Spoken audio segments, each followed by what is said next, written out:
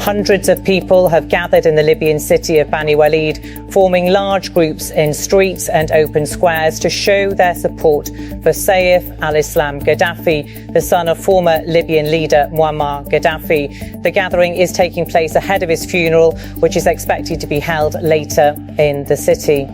Supporters are holding portraits of Saif al-Islam Gaddafi alongside images of his father and waving Libya's former national flag, a symbol closely associated with the period before the 2011 uprising.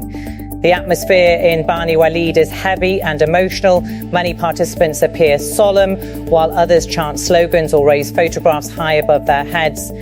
Some people move slowly through the streets, while others stand in clusters, speaking quietly among themselves. Hello guys, today it's been a while without talking to you, but allow me today to talk about what happened in Libya in 2011. You know, something which began as a small demonstration was really fueled by what NATO leaders chose to do. So they accused Muammar Gaddafi of killing people who were protesting peacefully. So then, after those kind of accusations, they gave these demonstrators weapons to fight Gaddafi. After giving them weapons, they gave them intelligence and they assisted them in airstrikes. So, why do I come back to this? Today, if you interview people in Libya, they tell you that they were lied about what was happening in Libya. So, some of them who fought against Muammar Gaddafi, now they feel that they can fight with him, they can protect him. So they have seen that what Europeans were wishing for their country wasn't really a positive thing. So even his son, who was remaining, and he was the only hope that Libyans had, now the son is killed. We really don't know who planned the plot, but his son is killed. So, for now, what is really remaining for Libya? Let's continue to watch this video. The city, which lies about 180 kilometres southeast of Tripoli, has long been regarded as a stronghold of a tribal community that remains loyal to Muammar Gaddafi and his family. This history is clearly reflected in the symbols, colours and messages seen during the demonstration. Saif al-Islam Gaddafi was reported earlier this week to have been targeted by unknown attackers. Authorities have confirmed that he did not survive the incident. No group has claimed responsibility, and details about what happened remain limited. So the reason why they have killed this man, Saif al-Islam Gaddafi, it's really because, you know, back in 2021, he wanted to come back in politics, and he really wanted to unite the country so that the country can be built again, because now Libya is divided into 3 parts. So one is the government that is recognized by the United Nations. Then another one is a general who didn't want to work together with that government. Then another part is the part of the southern Libya, which was captured by different armed groups. So right now we can see that really Europe wanted just Libya to be like this, because if Libya remained at the top, then they saw that Muammar Gaddafi was really planning something big for the African continent.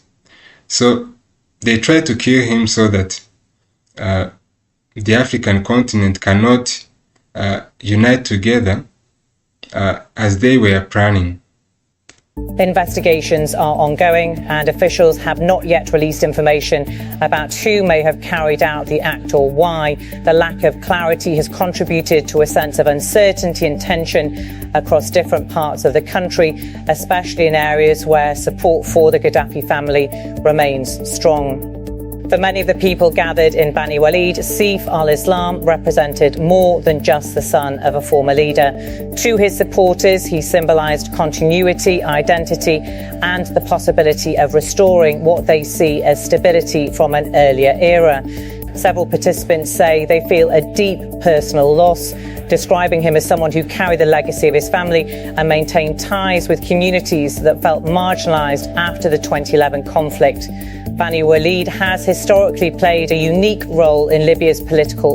So when NATO planned to come to Libya, they presented to the United Nations that in Libya, Muammar Gaddafi was killing protesters. So they just wanted to be given the permission to intervene in Libya. So they got the permission, they came, they deposed Muammar Gaddafi, but what they really just wanted was just to remove him from power. So they never planned what would be Libya after Muammar Gaddafi. So for right now, they are sitting there, they are watching. They are just watching what is really happening in Libya, and you can see that they are really enjoying. So when they go in different countries complaining that they are going against dictators, sometimes it's about their own political affiliations. So they went in Iraq, they deposed Saddam Hussein. They came in Libya, they did the same. So, for me personally, I don't know what these people are thinking about. Landscape. The city's population is largely made up of members of the Warfala tribe, one of the country's largest tribal groups. During the uprising against Muammar Gaddafi, Bani Walid became known as one of the last cities to hold out against forces that eventually removed him from power. Traditional clothing, while others are dressed casually. Many carry flags, posters or banners, but the overall tone of the gathering appears subdued rather than celebratory. Security measures around the city have been noticeable but restrained. Local forces are present, monitoring the situation and directing traffic around areas where large numbers of people have assembled.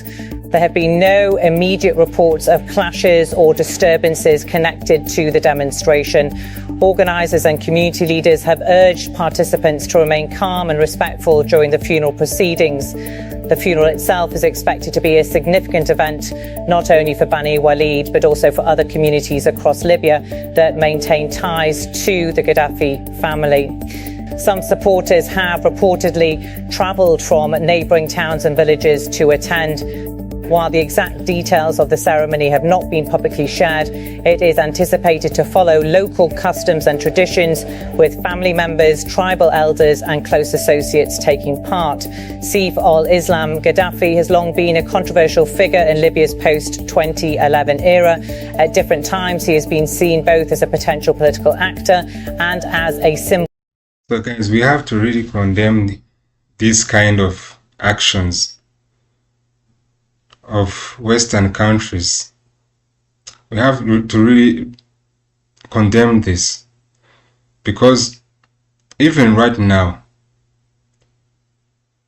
European Union, United States of America, they are just sitting there watching what is happening in Libya.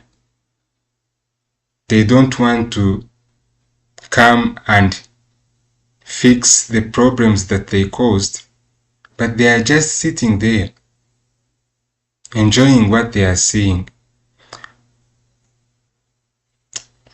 Symbol of a past that many Libyans reject. Supporters view him as someone who could bridge divisions and restore a sense of national unity. Critics, however, associate him with the former system and accuse him of representing a return to authoritarian rule. Despite these sharply differing views, the demonstration in Bani Walid highlights that a segment of the population continues to identify strongly with the Gaddafi name. For these supporters, the current political situation in Libya, marked by competing governments, armed groups and repeated delays in national elections, has reinforced a sense of nostalgia for what they perceive as a more stable period. Libya has struggled to... So, as concluding, let the people inside the country decide where their politics have to go. Why do you continue to intervene in countries' matters when, in fact, everything that you do turns into a negative thing? This is really not fair.